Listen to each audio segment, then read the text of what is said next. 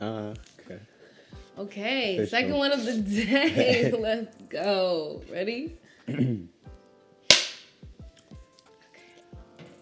First, can you do some breaths with me? For sure. Okay.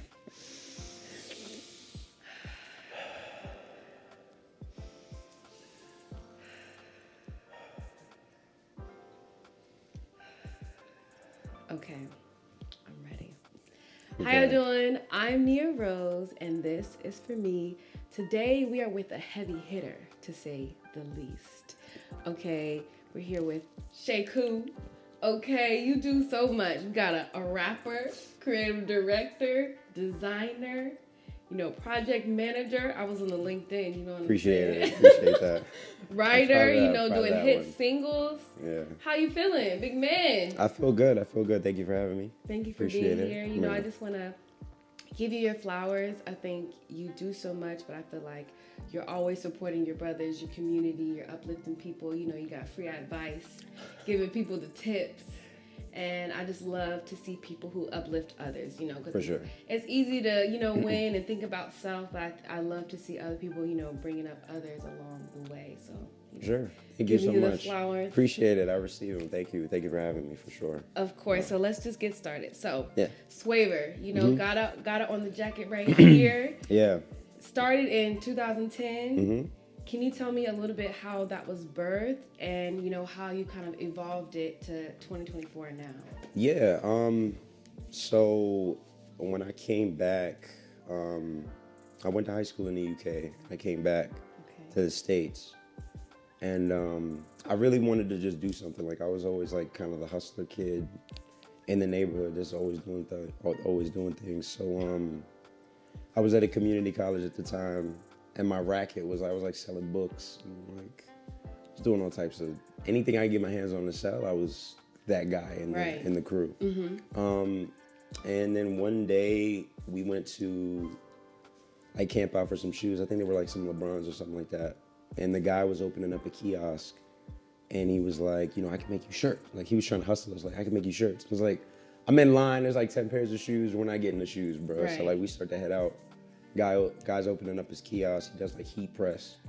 He's like, yo, I can make you shoes. I can make you like 20 shirts for like $200. And I'm like, I'm looking at my mans. I'm like, I'm doing the math on this. Like, I'm not even like, I don't even care what he's talking about. But I'm like, yo, all right, so $10 a shirt. You're like, I can get on this 20. game. Yeah, I could get on it. So that kind of sparked the idea to do it. It was really just a hustle, and I wasn't even a designer at the time. Right. My homie was a graphic designer, and then we just one day in the cafeteria just like, yo, we should just go for it and just try it. And my homie Chris at the time did the logo, sketched it up. My homie D came up with the name. And then, that was it. Where did Swavor came from? What was he thinking? So the acronym, we turned it into an acronym. It was Chic, Wealthy, Arrogant, Victorious, Original Retail. Oh! Yeah. Say it again. Say it one more That. time. Exclusive. Say it one more time. So, nobody's ever asked me that either. The acronym is actually Chic, Wealthy, Arrogant, Victorious, Original Retail. And no one's ever asked me that. So that's the first time the first time people are ever gonna know what that means. Yeah. I love that. And Nobody's ever asked that. Can I say something real quick? Yeah. I really feel like that embodies you. I really feel like you have an arrogant energy to you in the nicest way possible. And no, but in the nicest way possible. Yeah. And I think that's okay. Like even when you said LeBron, you're trying to get some LeBron shoes. I think sometimes that's necessary. Yeah. There was this Dave episode. And his girlfriend was getting mad because, like, she's like, you're always about yourself. And he was like, if not me, then who else? Right. And I feel like that is how you've won. That's how people win. It's like, if nobody else is on my team, I'm on my team. And I feel like you can feel that energy in the, nicest way. Nah, for sure. I'll take it either way it goes. Because at the end of the day, it's like,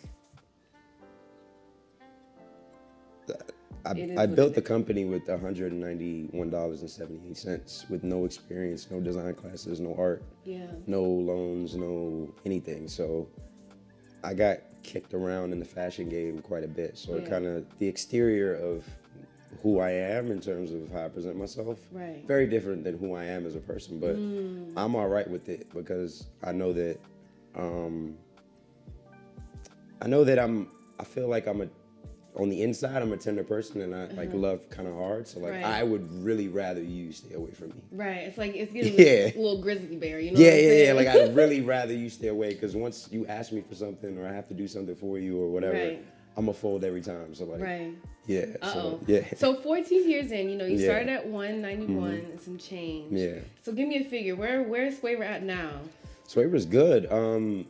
It's in a great place. I think one of the things that's always helped me was that I always had a 9 to 5 the whole time I was doing this. So I never had to lean too hard. Yeah, I never had to lean too hard on the art to kind of like, you know, kind of do the day to day. I think that would have really changed my thought process and the way that I kind of maneuver. Yeah.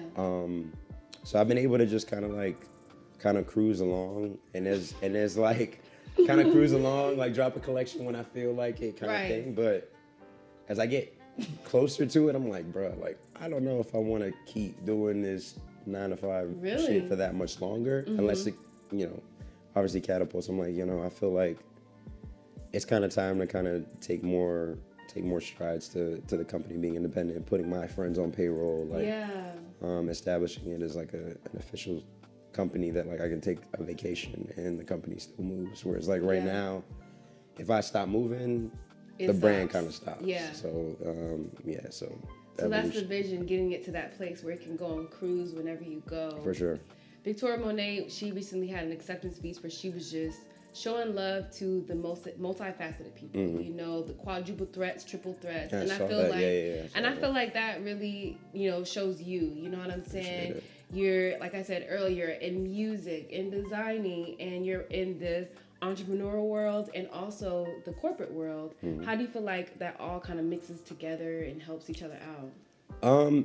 So in the corporate perspective, like I didn't know how to run a business. I didn't really know anybody that ran a business. And one of my OGs, I never had any OGs in like the art space. So, but I had OGs in life that would like coach me through life. Like, hey, because I was always the young guy in the crowd that like listened to the older people, which is kind of funny.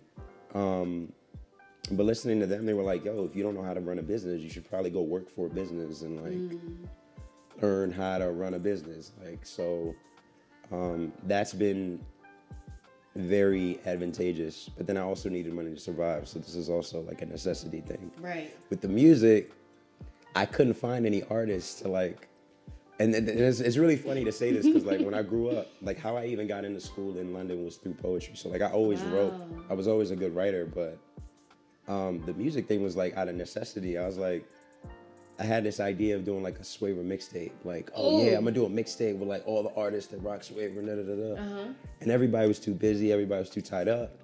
And I was like, you're like, I'll be the artist. Yeah, like fuck, like, all right, bet. Like I'll just try it. And then the very first time I went to the studio, it was just like, everybody in the studio was like, everybody was like, yo. Put on. Like I'll never forget the moment where like my brother Bam, shout out to Bam Alexander, he just I got to see him perform. Yeah, he hit me back and was like at the pie shop. He hit me back and was like, bro. I was like, for real? He was like, yes.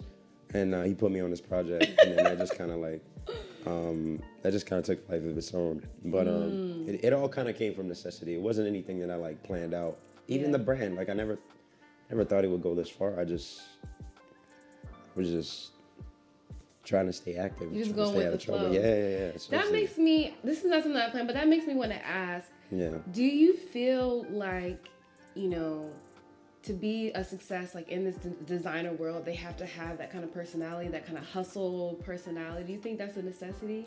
I think it depends what route you take. Like, obviously, I'm not coming from an art school, so there is kind of no other alternative to kind of get in the door besides like pushing the hustle and bustle and building up your resume, like in a physical sense. Like, if you go to like an art school, they have like programs that kind of funnel you into the Nikes, funnel you into the Louis Vuittons and that kind of thing. They kind of set you up for success, which is what you paid for, so it makes sense. But yeah, I think if you're just starting out, you're trying to build like a streetwear brand and you're just out and about, there really is no other way. Like you actually have to like, you have to step out there and just go ham. I love that. And I'm glad you said that because, you know, I feel like a common like trope is the starving artist. Yeah. You know, they're struggling, they're trying to make ends meet, and they're trying to sell this art. But I feel like you know how you mentioned you had your 9 to 5, and it wasn't that struggle. It wasn't that pressure to put out the campaign. You put it out whenever you were ready. Yeah. What would you like recommend for artists like on how to monetize their product? You know, that's a good question. Product specifically, if I had known what I know now, I wouldn't have. If I could go back to my older self, like I was very adamant on building a really, really big catalog. Whereas like, if I could go back in time, I probably would have, like my collections used to be like 30-piece collections, and I couldn't really handle it because I'm just a one-man show for the most part. If I had known what I know now, I would say to monetize, try a couple of different things, whatever works, push that until you get the funding or the notoriety or whatever you're looking for to propel to the next thing, you know, because you're never going to run out of ideas if you're just in the mix. But me, I was like, put out 30 at a time. And it's just the greatest analogy of it was, it's like, you can dig wide, you can dig 1 foot wide and just keep digging 1 foot wide all the way around, and you could dig deeper. Yeah, that's good. And if I knew what I know now, I probably would have did that. So you can make a lot more money and make a lot less painful of a journey if you just try a couple things, figure out what works, and then just try to figure out how you can kind of evolve that concept. It's a lot more profitable. That's good. That's a pro tip right there. Yeah, master the one. Yeah. Figure out what's the one that people are sticking to. Yeah. And master that one. I love that. I think the first time that we met, it was at Raw Reclusive, y'all Letterman jacket release shoot. Do you remember that? Were you at the shoot? In the studio? No, okay, not the studio. So I don't know if you were at the shoot, but you were definitely a part of the music video. Oh, it was the one that was like Salone at the Anthem. same. It was the one with the backdrop in the Yes. corner. I do remember that. So they had the backdrop shoot. Yeah, very interesting day. And then y'all had your music video for the Salone Anthem, which was on the charts, by the way. Yeah. And it was really cool for me because just starting off as a model, I don't know anybody. I'm meeting everybody for the first time, but I felt like it was really cool energy. Everybody was just vibing, and I know something that you talk about a lot is brotherhood. How do you navigate your friendships as you get older? That's a good question. Wow. I think in the particular situation with me and Rodney is like, we're both from Sierra Leone, and we met at a time in college where I was at Towson, he was at Morgan, and we met at a time where it was just like, there's another one of us, like, you know what I mean? It was just another Sierra Leone, and it was just like, and then my friend Ant kind of introduced us together, and it was just like, it just kind of was like, oh yeah, you do art, cool, and we just stayed locked in from there. And I think the evolution of friendships, and especially in the art space, it gets very tricky as you evolve. Right. But I think it's just that transparency. Like, I always want people, I know that I'm a strong personality. I want people that, I don't want any of my friends around me that are like, have to feel like they have to be timid around me.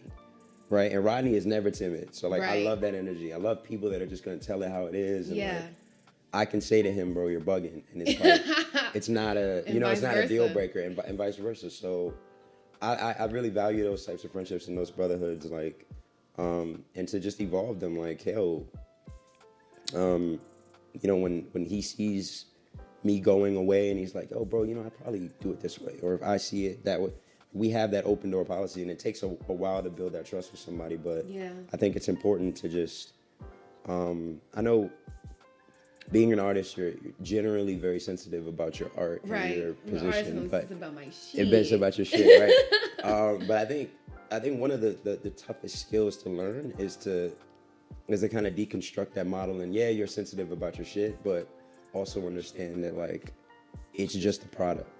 It's not an attack on you as a person.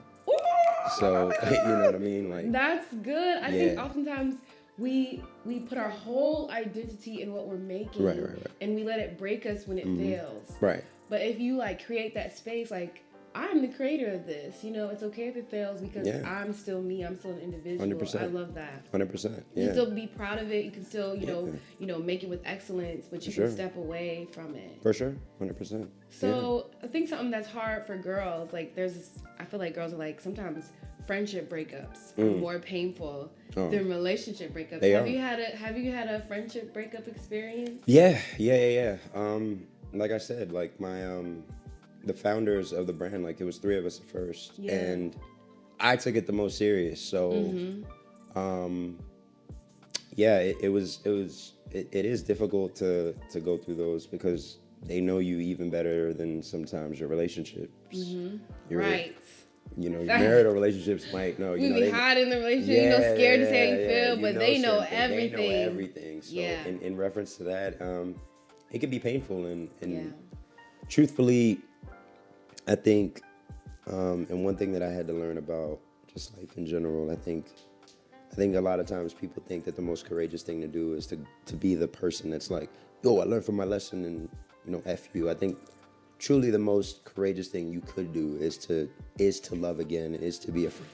That, and it's hard to say that, but like that is the most courageous thing you could do. Because like that's you being like, yeah, I got shot, and then all right, I'm gonna lay down in the hospital, heal again, and then I'm gonna go out and get shot again. So, you know, like, it's just something that comes with time. And that's that poetry talking right there. Yeah.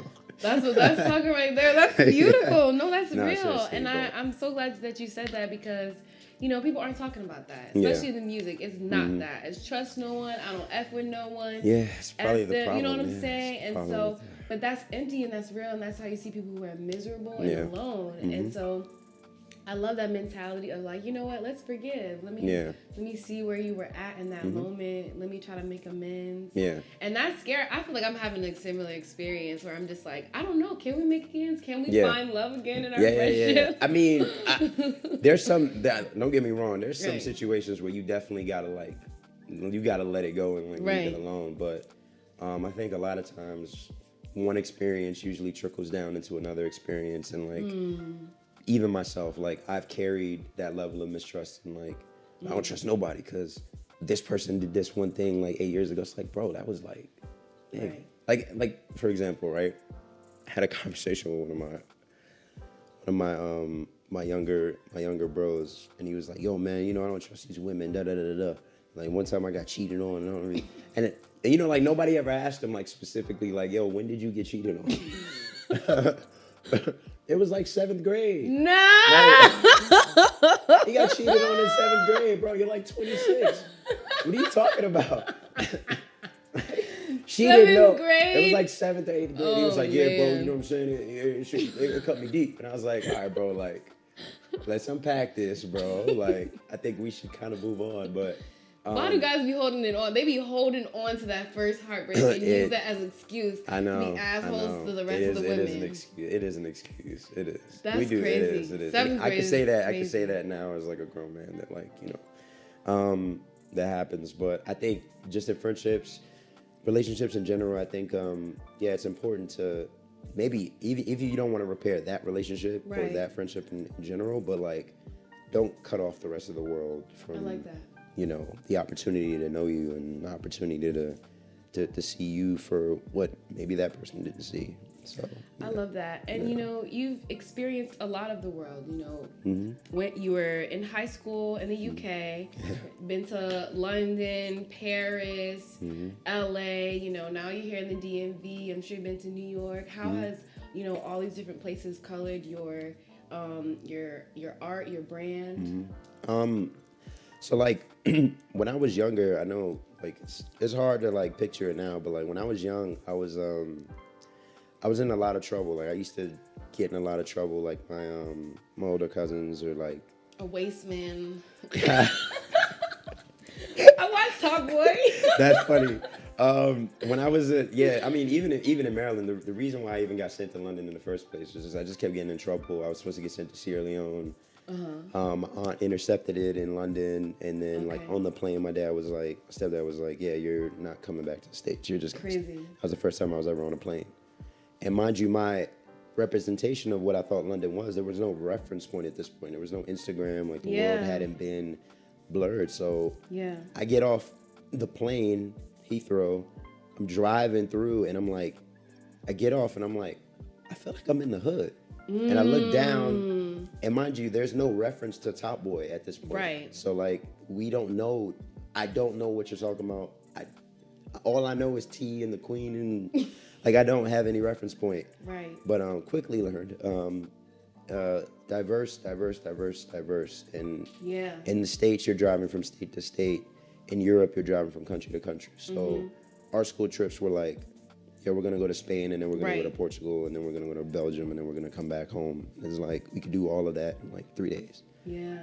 So from a guy like from Maryland, I'm from Langley Park, Maryland. So for me to just be able to be exposed to that in my adolescence, I think when I came back to the States, I just didn't see the world the same. Like I just didn't see culture the same. I just didn't see religions the same. I didn't see food. It was just like it just changed everything. It really did. So yeah. Much more global. Like you see the world for different people, different walks of life. You see other people that look like you in different countries living different life than you, that look like you, and it's just like bro, you're French, but like we go through the same experience and we have the same oppression and like different aspects, and it just made me the world is different than what you see within the confines of where you are, and then B, and being African American in the hip hop community in any country is like the top tier experience, and I hope everybody gets to experience it. If you're ever in Paris, go find the hip hop community out there. If you're in London, go find the hip hop community out there, and they will embrace you with so much love. It's like it's not even culture, real. so much. It's not even real. Like they show a lot of love. So all of it helped me become a better artist, I think. I love that. Outside looking in, you know, you got it all. You know, you got your billboards, you got your brand successful. Yeah. You know, but you're also honest about your failures. Can you talk about like what was the hardest setback to come back from? So I was when Logic. Well, we were the first brand to like sponsor Logic, right? So that was like one of the rapper Logic. Yeah, when he was still here. Period. So we were the first ones that kind of sponsored him, and we put so much equity. I'd say failure number one, we put a lot of equity in the artist relationship to sell the clothes, right? So he took off, we kind of took off, got him Karmaloop, and then he kind of moved away and like kind of moved on from the situation, and we were still trying to like figure our things out. Yeah. I would say failure number one was the brand not having an identity of its own at first. I think that was failure number one because we took a big hit for that. Number two, when my business partner did quit, he was the graphic designer. I was just the kind of like the business person. So I actually wasn't a designer at all. I was just kind of like a liaison. Really? Like I wasn't a pen to paper designer. I was like a director, but he was the graphic guy. So he quit, left the company, and I had to learn Photoshop, learn Illustrator. I had to learn all the programs that he learned from scratch, and basically the company didn't exist for like 2.5, 3 years. And I had to learn everything from scratch. And I would say that the biggest L that I took in that time span was just trying, instead of just sitting still and like learning, I tried to force through it, fight through it, and drop collection after collection. I was just like, bro, you don't need to be dropping this right now. I think I lost focus of the direction of what I wanted to do. I was a little trendy chasing at the time.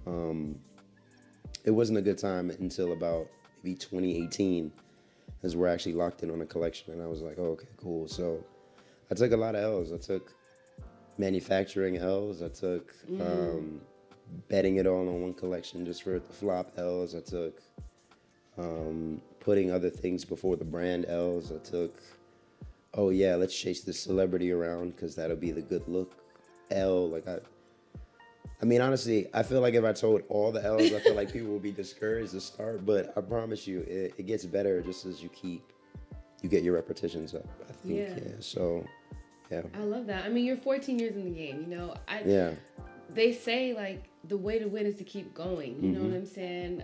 There's so many people who start, but it's like, who is still there years later? And that's the person who's naturally just going to evolve. I hope so. And naturally going to, you know, even develop that community who's going to support you however you change. You know what I'm saying? Sure. That's like, even when I think of music, I think of Jasmine Sullivan, for example. She'll be gone for 6 years, but it doesn't matter. Oh, yeah. Whenever she's ready to come back, you know, we're ready to support her and show her love because 100%. She just has that, like, her art, you know what I'm saying? It speaks for herself. So I love that, 100%. You know, you've been able to learn that yourself. But so the brand, it's been on billboards, you know, been published, you know, been in NBA, been tatted on your skin. Yeah. So where do you see it going? What's the vision for Swavor?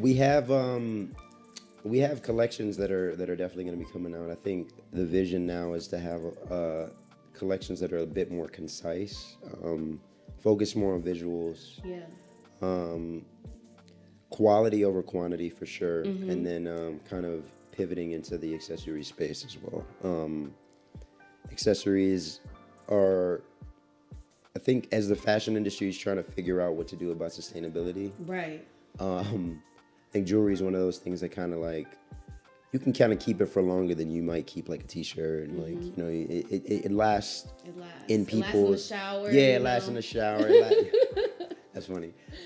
It'll last just in generationally as well. Like, there's things that people pass down from grandmother. You know, like there's people that have grandmother necklaces and things like that. So I think once fashion figures out what they want to do from a sustainability standpoint, but for now, I think accessories and then like very well designed, crafted garment pieces that are like, you know, that are the staple for your everyday. You know, that's what I hope to kind of get into people's wardrobe. Not for, it could be for the event that you go to, right? But I think where I see fashion going is like in a uniform type of space. Like people wear the same, like that's my hoodie from Monday to Friday, and then maybe Friday, Saturday, Sunday, I mix it up with like whatever I want to wear. That reminds me of Jerry Lorenzo. He has those basics. Exactly. I'm so proud of myself, y'all. That is exactly, and honestly, to give him his credit, he is the philosopher on that idea. That model. Yeah, for sure, 100%. Go me. That was really good. That was good. Yeah, that was good. He is the philosopher on that model, and you know, when you hear it at first, you're like, wait, like what? I'm not wearing the same hoodie every day, but then when you think about it, you're like, wait, like, hold on, this makes a lot more sense. You want to be cozy, you don't want to have to think about it. Maybe you want that one statement. Yeah, exactly. But really, I'm throwing on the same black every day. Genius. You know what I'm saying? He's a genius, and that's why he's been successful. So those little simple ideas in 2024 where everything just seems so chaotic, I think those are the ones that are going to cut through, especially moving forward. Yeah. I have one more question for you, and then we're going to do a lightning round. For sure. Okay? So what legacy are you excited to leave behind? Leave behind? I think, like I said, one of my biggest aspirations, I've been in the corporate space for a while, so I know how to run a company like from that level, and I think to be able to leave an economy behind where people,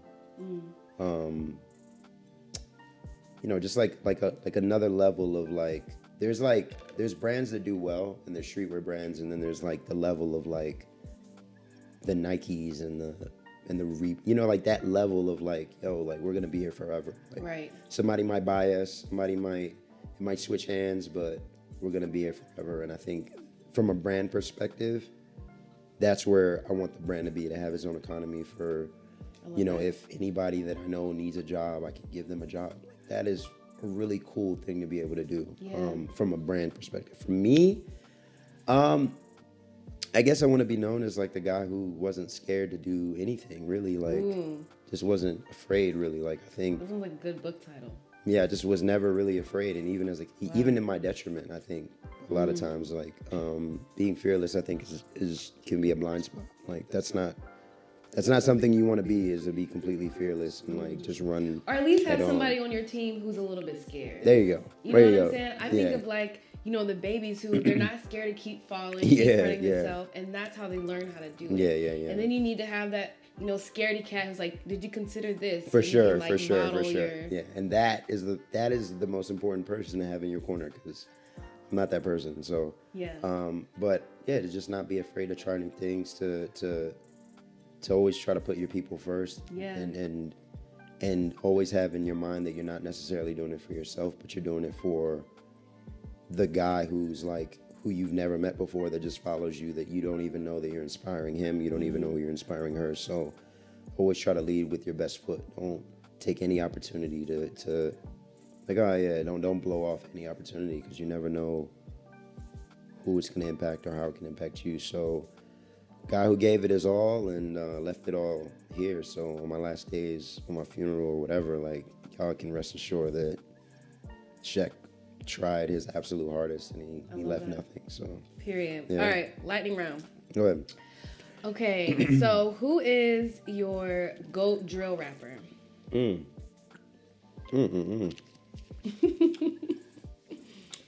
Drill, UK drill, Heady One. UK drill, Chicago drill, Chief Keef. Oh, I didn't know he was considered drill. Apparently Chicago. I see this debate all the time. Whoa, that's news to me. I picked up drill in the UK, New York drill. Right. But apparently Chicago was the genesis of all drill in that era. So okay. We'll give it to Chicago. So Chief Keef, UK Heady One, New York Pop Smoke, rest in peace. Yeah. Man. Got you. That was he was gonna be the one. For sure. He was gonna be the one. His impact was already crazy. He was 50. He was 50 level. he was gonna be the one. All right, 2. Mm-hmm. Where is your favorite place to create? Favorite place to create? My mom's basement is my favorite place to create. Even though I moved a minute ago.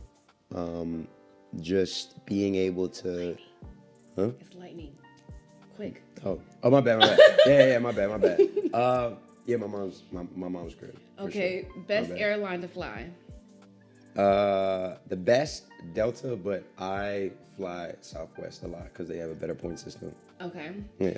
All right. If you could get rid of one brand, what would it be? Brand? Mm-hmm. I don't say. Or you could say, if you could tell everybody a brand other than Swavor, what would it be? A brand that everyone should check out that's not me. This is lightning. Lightning. A brand that everybody should check out that's not my own. My Cortez. Okay. London. Yeah, Cortez. Definitely check them out. And lastly, who is your greatest inspo? My mom.